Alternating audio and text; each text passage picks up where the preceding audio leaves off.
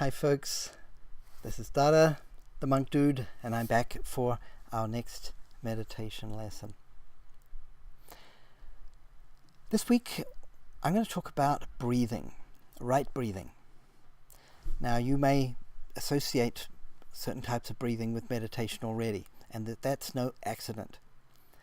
The way that we breathe is a very important part of our meditation practice, and because our breathing it controls the flow of vital energy in the body, and that affects our state of mind. And that's easy to appreciate if you think something like this. Say you've just been running and you come back and somebody asks you some complicated maths question, which you might normally be able to answer, but you're out of breath and you're breathing quickly, and you say, what do you say? Just give me a minute while I catch my breath. You know intuitively that when you're breathing rapidly, you can't easily concentrate. Slow breathing induces concentration. So that's a very simple idea which it's easy to appreciate. The other thing I want you to remember or notice is how not only slow breathing but slightly deeper breathing will improve your concentration. In these exercises, I don't tell you to breathe deeply or anything like that. There are some exercises that are a part of yoga that you might learn later, but all I want to say is that I want you to get in the habit of breathing fully. So it's not like you're straining yourself, but you're breathing fully, getting a full breath using the whole lung, and both your lungs in fact, and getting the full benefit of what your body is supposed to be doing for you as far as breathing. And that has to do with posture. And also we're going to look at a particular kind of technique of breathing that actually a lot of yoga teachers don't even know this. It's one of those things that for some reason hardly anybody seems to know it. I think it's perhaps the easiest simple thing you can do to improve your concentration. So if you have a problem concentrating in meditation, listen up, because I'm going to be telling you in a few minutes how you can improve your concentration with a very simple way of breathing, and it makes a huge difference, and it's easy. So we'll come to that in a minute, but I'm going to make you wait because I want you to understand why it works and to give you a bit of background first. So breathing affects your mind, as I said, and how rapidly you breathe is one factor. How deeply and fully you breathe is another factor. Of course, if we've got a good amount of oxygen coming into our lungs, we'll get plenty of oxygen to our brain, and oxygen is the biochemical food of the body. We're burning it all the time. It's our main fuel. But with the air, there is something else that we breathe, which we in yoga call prana. So prana means the life force or vital energy. So the air and all living things contain vital energy. And there is a part of yoga practice called pranayama. So pranayama means control of the vital energy, the flow of vital energy. So prana is the vital energy and yama means to control. So pranayama. So through breathing exercises in yoga, we help to control and regulate and harmonize the flow of vital energy in the body, and that helps to bring about a harmonious state of mind. So this is one of the 8 limbs of yoga. You might have heard of Ashtanga Yoga or Patanjali, who wrote about the Ashtanga Yoga, or 8-limbed yoga. Ashtanga means 8. It's 8 limbs like an octopus. So one of those limbs is pranayama. You're going to be learning about the other 8 limbs as we go on, but let's look at this one for today. One thing I want to caution you about, in some yoga schools you might go to, you say hatha yoga schools or physical yoga schools, they might teach you certain types of pranayama exercise or breathing exercise, and perhaps out of ignorance, or they know something about yoga but they don't really understand the effect of this pranayama, they might be teaching you something too advanced. So if you go to a yoga class and they're teaching you a breathing exercise that involves blocking one nostril and breathing through the other and then reversing that and maybe holding the breath, my advice to you is to not do it. This is a very advanced technique which we only teach to people who are really established in meditation, and if it's taught to beginners it can be quite harmful. So I want to caution you about that. That may be something that you've come across.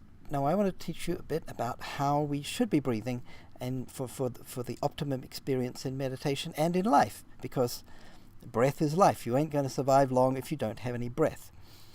So I want to explain a bit about this whole idea of prana and the yogic model of prana flowing through the body.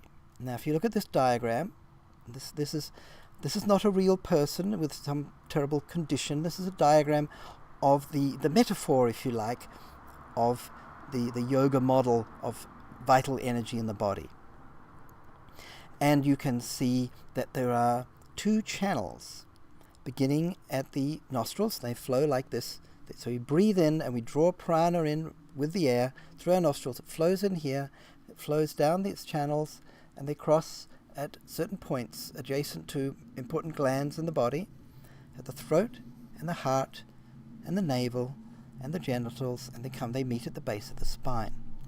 Those junction points of these flows of vital energy, or these are called nadis, it means river.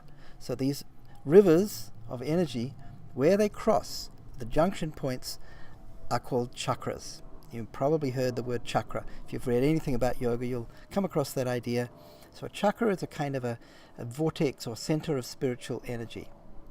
And the different chakras, as I said, they're adjacent to important glands in the body, endocrine glands that secrete hormones that influence our moods, our emotions, and really govern our whole physiology and emotional states. And they're also important nerve junctions. Of course, you're not going to be able to cut open someone's body and find these nadis and these chakras. They're somewhere between the physical and the mental. They're in this sort of vital energy realm, if you like. And it's not quite physical, but it's not quite mental. It actually connects the physical and the mental. This is the system through which the mind and the body communicate with one another and pass information and energy and feelings back and forth. So bringing this system into harmony has tremendous importance for health and vitality and our mental state, mental health, mental balance. So that's the system of prana and the flow of prana in the body. Now, through breathing, this is one of the main ways that we regulate and control the flow of energy in these different chakras and the flow of prana through the body. So the first thing I want you to know about breathing is what's just called a yoga breathing or yogic breath. It simply means to breathe fully. And to do this, sit with a straight back, or you can lie down, like me there. You can lie down and first breathe in through your nose and fill your stomach. I want you to feel that your stomach is rising. So you can feel it with your hands. Stomach is going up. And don't worry about anybody else watching you and thinking you look fat, because nobody's watching. You're watching me, but I don't care. So you breathe in and let your belly fill with air. So it's filling the lower part of the lungs. Then let the next part of your lungs, the middle part, fill with air. Then the upper part of your lungs, your shoulders might rise a little. So like you're filling up a jar. It fills from the bottom, fills right up to the top, and then as you breathe out, you do it in reverse. You empty the top part of the lungs, the middle part of the lungs, and the lower part of the lungs, and the stomach goes down. And we're going to repeat that. You can do this sitting. Breathe in, fill the lower part of your lungs, your stomach goes out. Fill the middle part of your lungs, your lower chest will go out. Fill the upper part of your lungs, the upper chest comes up. Then you breathe out in reverse order, emptying from the top first, then the central part, and then the lower part. So that's a full breath. It's sometimes called yoga breathing. So do that a few times before you meditate, and then don't think about it. This is just to get you out of the habit of shallow breathing. Most people have fallen into not such a good habit of shallow breathing. We want to learn to breathe more naturally, and just by doing this consciously a couple of times, you'll gradually train yourself to breathe a little more fully. I don't want you to be hyperventilating and getting kind of dizzy or kind of a bit of a headache from breathing too deeply. Taking 2 or 3 deep breaths like this before you start your meditation is a good way to clear out all the stale air and start fresh, and you're going to be getting plenty of oxygen. But the real secret of concentrating in meditation that anybody can practice is to make sure that you have the right flow of air through the right nostril. So the correct nostril, I should say, because the nostril you want the stronger flow of air through is actually not your right nostril, it's your left nostril. Now if we go back to our yogi diagram, you'll see those two channels of energy, the prana flows through these nadis. The left one, it's your right, but my left here. The left nostril, the flow of energy flowing through this nadi, this channel, this is related more to spiritual and subtle kind of thoughts. And so when you're meditating or you're concentrating on something that requires mental activity and concentration, you want a stronger flow of air through this nostril, so that it'll stimulate those glands and make it easier to concentrate. Conversely, if you engage in something very physical, especially digestion, if you want to digest well, you want a strong flow of air through your right nostril. So when you sit down to meditate, check which nostril has a stronger airflow. Now, if it's the left nostril, that's fine. Go ahead and meditate. You're in optimum prana flow mode. If it's your right nostril, you need to switch. And the way to switch is like this. Super easy. You lie down on your right side, so your left nostril is uppermost, and you rest your head in the crook of your arm. Just lie like that for a couple of minutes, and you should find that the dominance switches. You'll find that the left nostril opens up and the right nostril closes somewhat, and you have a stronger flow of air through your left nostril. Time to meditate. Okay? And if you want to digest better, the opposite is true. You want a strong flow of air through your right nostril. Now when you're hungry, your body should respond by opening up the right nostril. That's what normally happens if you're in normal health. You'll notice that usually if you have a strong appetite, if you're hungry for food, this nostril will be open because it's waiting to grab the food and digest it. Not that you digest food with your nostrils, but this flow of prana here makes it easier. That's why you take a look in some old pictures of Roman aristocrats indulging themselves in food, which they were habituated in doing, and they'll be lying on their left side to open the right nostril so that they can eat more. Not that I want you to behave like them, but do remember, your nose knows. Your nose has a wisdom of its own, and it knows that in order to meditate and concentrate, it should open up this nostril. And in order to eat and do something more physical, it should open up this nostril. So that's a very important secret of meditation. It'll make a huge difference to your concentration.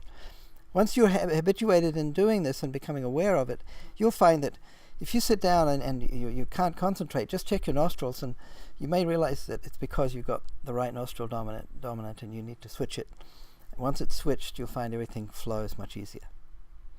So that's a very important tip to help you meditate more easily. And now we're going to go into our meditation exercise for the week.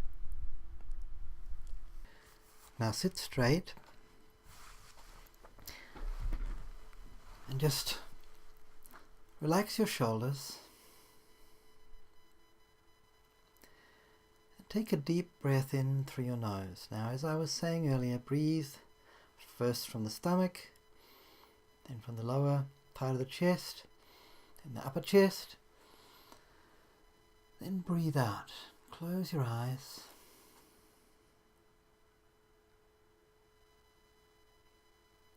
Then take another deep breath in, filling the stomach, then the lower chest, and the upper chest.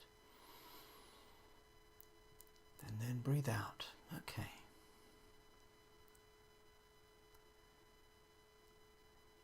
At this time, while we are listening to the music and doing our silent meditation, you can let that go on in the background, and the memory of the music, let it run on in your mind. I'll direct you through that later. But this time, I want the main focus of your attention to be simply on your breath.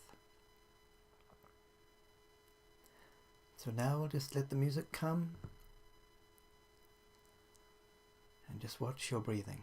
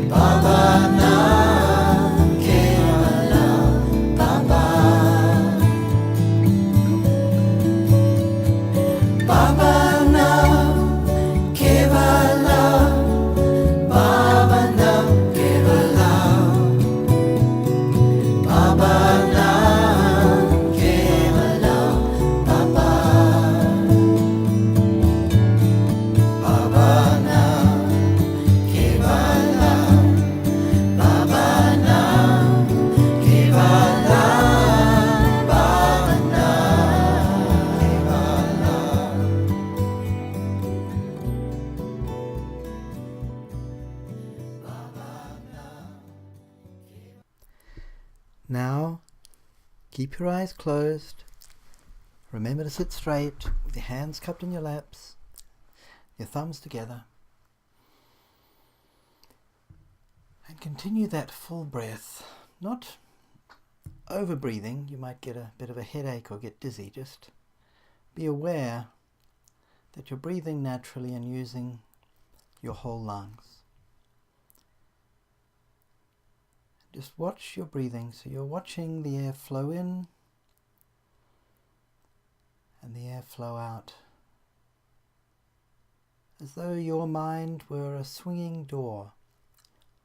When the breath comes in, it swings one way slowly.